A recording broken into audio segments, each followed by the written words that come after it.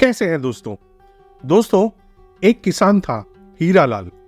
उसके पास 2 बैलों की जोड़ियां थी। ऐसी जोड़ी कि जब वो हल पर चलती थी या फिर गाड़ी में चलती थी, जब वो चलती थी तो लोग उन्हें मुड़ मुड़ कर देखते थे। वो थी इतनी खूबसूरत, ऐसा कोई नहीं था जिसकी नजर उस किसान के बैलों पर नहीं जाती थी। बात धीरे धीरे एक गांव से दूसरे, दूसरे से तीसरे, इस तरह से फैलती चली जाती है। उस इलाके में एक बहुत बड़ा बदमाश भी हुआ करता था, जिसके नाम से लोग थर्राते थे, कांपते थे। बात जब वहां तक पहुंचती है तो वह अपने आदमियों को उसके घर भेज देता है और वो दिन दहाड़े उसके बैलों को खोलने लगते हैं। जब ये बात हीरालाल को पता चलती है तो वह परेशान हो जाता है, उन्हें रोकने की कोशिश करता है। अब वो बदमाश आए तो थे बैलों को लेने के लिए, उन्हें खोलने के लिए, लेकिन इस किसान को भी साथ ले जाते हैं। वह लोग इस किसान को साथ ले जा रहे हैं और कूड़ों से पीटते भी जा रहे हैं। वो चल रहा है, उसको कूड़ों से पीट रहे हैं। उसको फिर उसी बदमाश के घर ले जाकर बांध देते हैं और बांधकर तब तक मारते हैं जब तक कि हीरालाल बेहोश नहीं हो जाता। उसे मार मार के बेहोश कर देते हैं और इस नज़ारे को बड़ी संख्या में लोग देख रहे थे। इस चीज से एक मैसेज दिया जाता है कि ये बात बैलों की नहीं है, बल्कि इन्हें जो भी चीज पसंद आएगी, चाहे वो जमीन हो, चाहे वो किसी का घर हो, चाहे किसी की बेटी हो, चाहे किसी की बहू हो, वो सब चीज देनी पड़ेगी। यदि किसी ने नहीं दिया तो समझ लेना उसको इसी तरीके से मारा जाएगा, कोड़ों से इस तरह से पीटा जाएगा जैसे कि हीरालाल को पीटा गया है। शुरुआत में वो गुंडा था और इधर उधर कब्जे किया करता था। जब जब जो लड़की उसे अच्छी लगती थी उसे वैसे ही उठा लिया करता था। बाद में वो गुंडा एक विधायक बन जाता है, ऐसा विधायक जिस पर पुलिस भी हाथ डालने से पहले कई बार सोचती थी, घबराती थी। दोस्तों, आज की कहानी उस बाहुबली की है जिसका नाम अपने आप में बड़ा खतरनाक नाम रहा है। दोस्तों, आगे बढ़ने से पहले चैनल को सब्सक्राइब और वीडियो को लाइक और अपने दोस्तों को शेयर करना ना भूलें। इससे मुझे आपका सपोर्ट भी मिलेगा, जिसकी मुझे बहुत जरूरत है। अब आगे बढ़ते हैं। दोस्तों, ये सच्ची घटना बिहार का एक जिले पलामू की है, जो अब झारखंड में है, लेकिन मैं बात कर रहा हूं सन 1962 की। और उस वक्त बिहार और झारखंड एक ही हुआ करता था।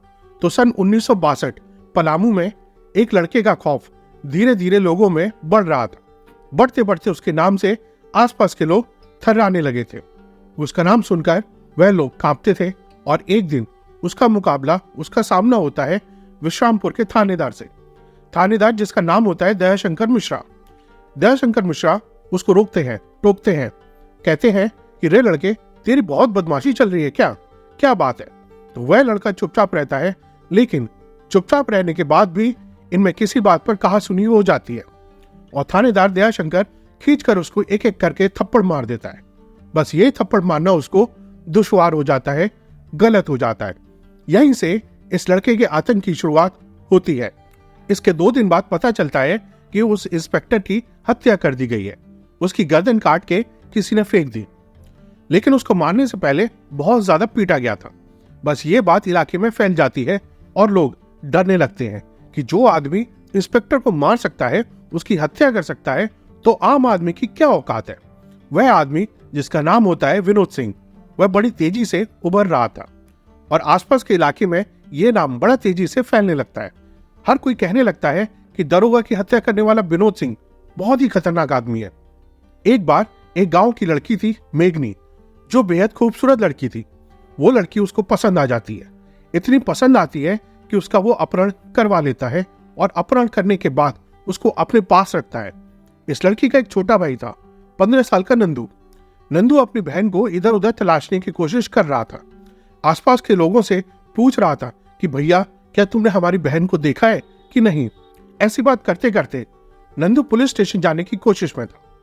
वह अपने परिवार के सभी लोगों को इकट्ठा करता है और कहता है कि मेरी बहन को कहीं ना कहीं से किसी भी हाल में ढूंढ दो। लेकिन गांव के लोग कहते हैं कि वो नहीं मिलेगी, क्योंकि वो लड़की किसी और के पास नहीं बल्कि विनोद सिंह के पास है। इससे पहले कि वो थाने पहुंचते, यह बात थाने पहुंचने से पहले ही उस विनोद सिंह तक पहुंच जाती है और विनोद सिंह इस लड़के को भी उठवा लेता है और उठवाने के बाद अपने घर बुलाता है और कहता है, यदि अपनी जान की सलामती चाहते हो परिवार की सलामती चाहते हो, खानदान में कोई नाम लेने वाला रहे, अगर ये चाहते हो तो थाने मत जाना। तुम्हारी बहन है, 1-2 दिन और मन बहलाएगी और फिर वापस आ जाएगी। परेशान क्यों होते हो? वो लड़का इतना डर जाता है, इतने खौफ में आ जाता है कि वह अपनी बहन मेघनी को ढूंढता ही नहीं है और घर आ जाता है। उसकी बहन भी कुछ समय बाद घर आती है और वह जाकर अपने ऊपर बीते हुए एक एक जुल्म के बारे में नंदू और उसके परिवार के बाकी लोगों को सब बताती है। ये एक शुरुआत थी। इसके बाद जो लड़की गांव की अच्छी लगती थी, जो महिला गांव की अच्छी लगती थी, जो बहू गांव की अच्छी लगती थी, उसको ये लोग उठाते और उसके साथ रेप करते थे, उसके साथ बलात्कार करते थे और सब कुछ ऐसे ही चल रहा था। कोई कुछ कहने सुनने वाला नहीं था, क्योंकि यहाँ पर इंस्पेक्टर की जो हत्या हुई थी, हत्या के बाद लोगों में धीरे धीरे खौफ बढ़ने लगता है। अब लोगों ने अपनी बहन बेटियों को अकेला छोड़ना बंद कर दिया था। वो ज्यादातर रहती थी तो घूंघट में, सामने आने की किसी में हिम्मत नहीं होती थी। दरअसल पलामू इलाका उन दिनों आदिवासियों का इलाका होता था। यह लोग गरीब हुआ करते थे, कम पढ़े लिखे लोग होते थे और इसलिए वो डरते थे इस विनोद सिंह के कहर से। और ऐसे ही चलते चलते एक दिन सैजू गंजू की एक बेटी थी सहुनिया, उसका अपहरण होता है। और जब सहुनिया का अपहरण हुआ तब यहाँ पर सैजू गंजू ने विरोध किया था। जब विरोध किया तो उसकी बेटी को उसने सरेआम, खुलेआम, सबके सामने अपने साथियों के साथ मिलकर उसका बलात्कार कर दिया। सामूहिक बलात्कार को जब लोगों ने देखा तो लोग थर थर कांपने लगे थे कि वाकई अगर यदि किसी ने इस तरह से उसका विरोध किया तो उसकी बहन बेटी का वह सरेआम चौराहे पर इसी तरीके से बलात्कार करेगा। फिर तो किसी की हिम्मत ही नहीं बची। लेकिन गांव के लोगों ने एक मीटिंग की, यदि ऐसे ही चलता रहा तो बात बहुत ज्यादा खराब हो जाएगी। ये हर किसी बहन बेटी के साथ ऐसा ही करेगा तो बहुत कुछ गलत हो जाएगा। यहाँ पर एक महुआ मिलन रेलवे स्टेशन है। विनोद सिंह वहां से अकेले ही पैदल चला आ रहा था मलान गांव की तरफ, क्योंकि इसका जो गांव लगता है पलामू जिले में मलान गांव लगता है। जब उस गांव की तरफ आ रहा था तो लोगों ने घेराबंदी करते हुए लाठियों से डंडे के साथ वह पहले ही पहुंच जाते हैं और जब इसको मारने का, उसका पीटने का प्लान बनाया तो यह मौका पाते वहां से भाग जाता है, क्योंकि बताया जाता है कि घर का बेदी लंका ढा रहे थे। कुछ चमचा टाइप लोगों ने उसको पहले ही सूचना दे दी थी कि आज तुम्हें मारने का प्लान है, आज तुम्हारे ऊपर हमला करने का प्लान है, इसलिए वो हमले से पहले ही बच के भाग जाता है। और जब ये बात उसे पता चलती है कि गांव के फजल, हीरालाल और सैजू गंजू, इन लोगों ने ये प्लानिंग बनाई है, फिर इन तीनों को यह पकड़वा कर बुलवाता है अपने घर। वहाँ एक बड़ा सा हॉल होता है, वहां बुलवाकर सबके सामने उन्हें कोड़ों से मारता है। इतना मारता है कि जब तक वो बेहोश नहीं हो जाते तब तक उनको ऐसे ही मारता चला जाता है। इसके बाद वह शुरू करता है जमीनों पर कब्जा। जब जब जो जमीन इसको अच्छी लगती थी उन जमीनों पर कब्जा कर लिया करता था। यदि कोई जबरदस्ती करता तो उसको कोड़ों से मारता था, यदि कोई ज्यादा चू चपड़ करता तो उसकी गर्दन भी काट दिया करता, जैसे कि उसने इंस्पेक्टर की गर्दन काटी थी। एक पत्रकार है जिसका नाम है विकास झा, उन्होंने अपनी किताब लिखी। किताब में वह कहते हैं कि पिपरा टोला के एक राही टोला, छात्र टोला, नवा टोला और टांडा, इस तरह के लगभग आसपास के 10-20 गांव हैं। वहां के लगभग 300 आदिवासियों पर उन्होंने सर्वे किया था और सर्वे करने के बाद ये पता चला कि आखिरकार ये कोड़ों वाला सीन क्या है। और सबके सब लोग बताते हैं कि ये किसी भी व्यक्ति को, चाहे वो आदमी हो, औरत है, बच्चा है, कोई भी है, उसको यदि बोल दिया कि तुझे मेरे खेत पे काम करना पड़ेगा, तो उस जमाने में बेगारी बड़ा हुआ करते थे, लोग काम कराते थे, पैसा भी नहीं देते थे, खाने को भी नहीं देते थे, खेतों में काम कराते थे, उनकी जमीनों पर कब्जा कर लिया करते थे। इसी तरह से 300 लोगों ने इस बात की गवाही दी थी और उन्होंने इस किताब में अपना हवाला दिया विनोद सिंह का कि किस तरह से इसका आतंक बढ़ता जा रहा था और कोई इसके सामने पढ़ने की हिम्मत नहीं कर रहा था। इसी बीच में इस व्यक्ति को पता चलता है कि वैशाली के विधायक वीरेंद्र सिंह महोबिया, उनकी किसी ने हत्या कर दी थी और उनके पास यहाँ पर एक हाथी पलता था। वो ऐसा हाथी था, पागल हाथी। वो सिर्फ लोगों में खौफ पैदा करने के लिए, कह सकते कि उन दिनों हाथी पालना एक तरह से स्टेटस सिंबल भी हुआ करता था। तो इसे पता चलता है कि विधायक जी की तो हत्या हो चुकी है, तो क्यों ना उस हाथी को हम ही खरीद ले आए। तब ये उस हाथी को खरीद के ले आता है। उस पागल हाथी के साथ एक लल्ला नाम का महावत भी आता है। लल्ला नाम का महावत साथ आता है और वही उस हाथी की देखभाल किया करता था। अब विनोद सिंह लोगों को कोड़ों से कम मारता था। जो व्यक्ति इसका विरोध करता था उसे हाथी के सामने छोड़ दिया करता था। कई बार तो ऐसा भी हुआ कि हाथी कुछ को कुचल कर मार दिया करता था, तो फिर लोगों में और ज्यादा खौफ पैदा होने लगा। विनोद सिंह का वर्चस्व दिनों दिन बढ़ने लगा। अब किसी में इतनी हिम्मत नहीं थी कि उसका कोई विरोध कर सके। साल 1980 आता है और विश्रामपुर से ये खड़ा हो जाता है विधायकी के चुनाव के लिए। लोगों में इसका इतना खौफ था कि पहली बार में ये विधायक बन जाता है। लोग इसका विरोध भी नहीं कर पाते। अब धीरे धीरे करके यही चल रहा था। हैरान करने वाली बात यह थी कि ये बात सरकारों तक भी पहुंच रही थी, ये बात कानून तक भी पहुंच रही थी, लेकिन ना तो कानून कुछ कर रहा था, ना ही सरकार कुछ कर पा रही थी। एक इंस्पेक्टर की हत्या होने के बाद किसी में हिम्मत नहीं थी कि वो विनोद सिंह के सामने भी पड़ जाए, लेकिन एक दिन ऐसा होता है जिसकी किसी ने कल्पना नहीं की थी। दरअसल इसी पलामू जिले में एक आईपीएस कुणाल किशोर की नियुक्ति हो जाती है और कुणाल किशोर का एक काम था कि वो कभी भी किसी भी थाने में गोपनीय रूप से चुपके से पहुंच जाया करते थे, बिना किसी तामझाम के। वह रांची से होकर आ रहे थे और उनका मन किया कि जो भी आसपास का नजदीकी थाना लगेगा उसमें चलते हैं। तो पास में लातेहार थाना था। यह उस लातेहार थाने में पहुंच जाते हैं। रात के करीब 8 बज रहे थे। वहां आसपास कोई भी नहीं था। वह आवाज लगाते हैं, दरोगा भी नहीं था, सहायक भी नहीं था, सिर्फ एक संतरी था। संतरी से बातचीत करते हैं तो संतरी समझ जाता है कि यह अफसर है जिनकी हाल ही में तैनाती हुई है, आईपीएस कुणाल किशोर। वह सीधा वहां से जो संतरी होता है दौड़ते हुए जाता है दरोगा को बुलवाने के लिए, ताकि दरोगा जी मौके पे आ जाए। दरोगा जी किसी गश्त पे गए हुए थे। तभी मौका पाते ही कुणाल किशोर उनकी कुर्सी पर जाके बैठ जाते हैं और इससे पहले कि कुछ बात होती, यहाँ पर एक व्यक्ति चीखता हुआ आता है कि दरोगा कहाँ है, अरे दरोगा कहाँ है, सब के सब कहाँ मर गए। इसी अंदाज में वह बातचीत कर रहा था और कह रहा था कि साला कहाँ है सब के सब, पूरा थाने का थाना खाली है। और वो जाकर घुस जाता है उस कमरे में जिस कमरे में पहले से ही एक आईपीएस अफसर बैठे हुए थे। वहां वो चिल्लाते हुए पूछता है, दरोगा कहाँ गया? तो आईपीएस कहते हैं कि तुम कौन हो भला? अरे तुम हमें नहीं पहचानते? इस इलाके में अगर कोई अपराध होता है तो हमारी मर्जी के बिना नहीं होता। इस इलाके में कोई राजनीति करता है तो बिना हमारे पैसे के नहीं कर सकता। इस इलाके में कभी कोई दरोगा किसी को पकड़ने जाता है तो वह हमारी मर्जी के बिना किसी को नहीं पकड़ सकता। तुम कौन हो भाई, तुम अपना परिचय दो। वह कहता है कि मेरा नाम आईपीएस कुणाल किशोर है। और मैं पूछता हूं कि तुम कौन हो? तो वह कहता है कि हम विश्रामपुर के विधायक हैं, विनोद सिंह। तुमने नाम तो सुना ही होगा। तभी वो आईपीएस अफसर कहते हैं कि नाम तो मैंने सुना है, मैंने तुम्हारे बारे में पता करने की कोशिश करी है। 80 तुम्हारे ऊपर मुकदमे हैं, चाहे लूट के हो, हत्या के हो, या फिर किसी की जमीन कब्जाने के हो, किसी की बहन बेटी के साथ छेड़छाड़, इज्जत से खेलने के हो। इस तरह के 80 मुकदमे हैं। ठीक है, यहाँ पर कैसे आना हुआ? तो वह कहता है कि रास्ते में किसी ने बीच में एक ट्रक खड़ा कर दिया है जिससे मेरी गाड़ी रुक गई है, इसलिए मैं अपनी गाड़ी को निकलवाने के लिए दरोगा के पास आया था। आईपीएस कहते हैं कि तुम्हारी गाड़ी तो निकल ही जाएगी, लेकिन तुम इस थाने से बाहर नहीं निकल पाओगे। यह बातचीत का सिलसिला चल ही रहा था कि थानेदार तुरंत आ जाता है।